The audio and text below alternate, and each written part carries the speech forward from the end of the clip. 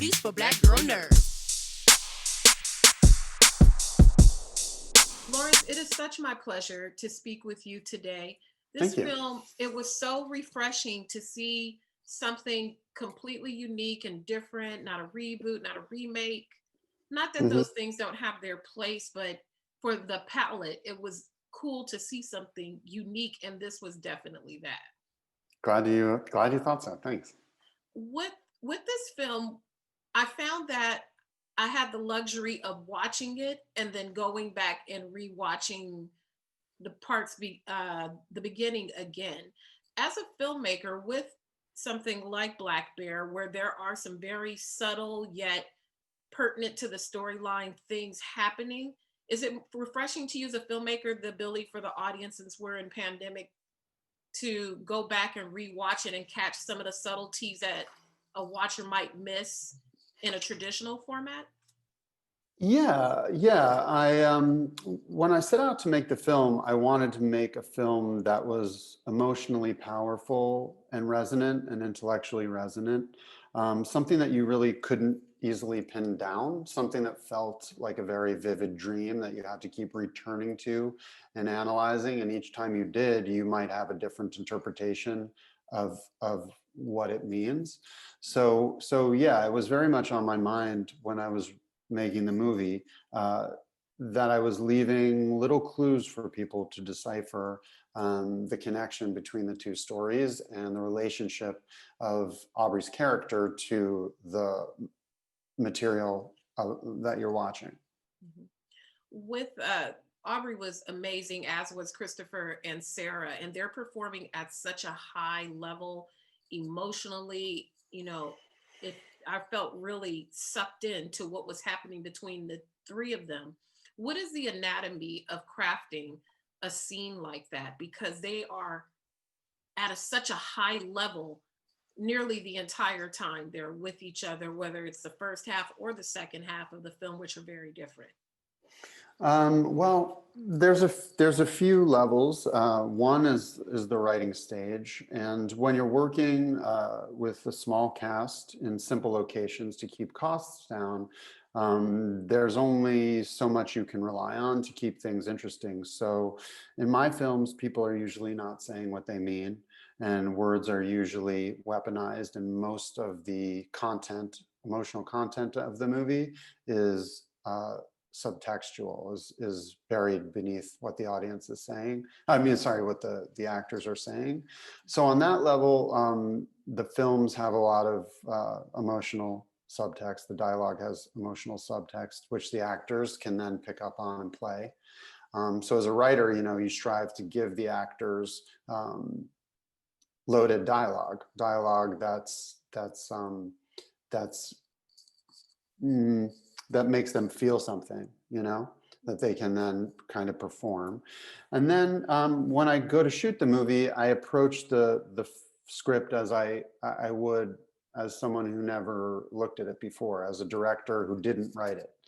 Um, and I try to understand the scenes, because when I'm writing, I'm often doing it from a subconscious kind of place. I don't exactly know what my intentions are. So when I look at the script afterward, I try to think about interpretations of the scene, so that if the actors get confused or feel lost or don't understand it, I have suggestions that I can make. But if if not, I usually just stay out of the way. So for instance, I don't impose my interpretation of scenes on the actors before they've started to work. It's only if I see that they're misinterpreting the scene that I start to step in and say, okay, I'm thinking this is what the scene means. It seems like you're doing this. What do you think about what I'm saying? Where can we meet? And often that's kind of a fruitful conversation, but it happened very infrequently on this movie, which was lucky. The actors really understood the material, and I didn't have to do much direction of their performances in order in order for them to do that great work. It was really all them. And I just kind of stayed out of the way and helped when I could, and tried to render it cinematically in a way that would support the great work they were doing. I was truly all in. I mean, even to the point that there's a character named Kaya and there's a character named Simone, and my daughter's name is Kaya Simone. Whoa, It was just that was just so crazy. It was that's just a that's a I was strange I was synchronicity, man. dialed in, and then I'm listening to all the characters interacting with each other. I'm like, wait, what are their names? That's really amazing. And one thing, a last question for you. I appreciated that when we're in the second half of the film and we see the crews shooting, and it's a film within a film, but it's not tongue in cheek. It was very integral to the storytelling. Why was seeing so much of the behind the scenes of the film in the film important for us, the audience, to see?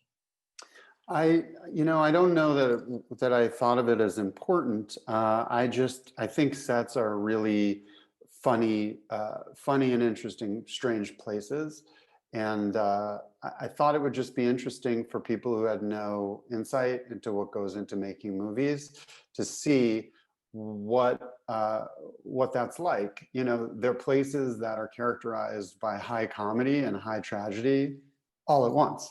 And I just wanted to render that. I thought it would, you know, a lot of people think of movie making and film people as glamorous, but in truth, the job is very sloppy, clumsy, not glamorous, and people are tripping over wires, people are walking into doors, people are spilling stuff all the time. Meanwhile, actors are cultivating these intense moods where they're, going through deep internal turmoil, and you've got this all in the same space all at once.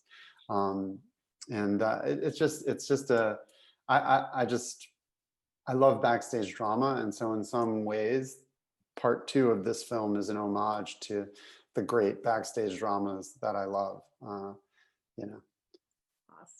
Thank you so much for your time, Lawrence. I truly enjoyed this film. It was so unique and so fresh compared to other things that I've seen. So thank you again for your talent and your time.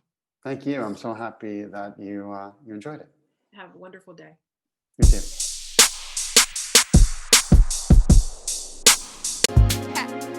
Better shake your booties for black girl nerves. Better shake your booties for black girl nerves.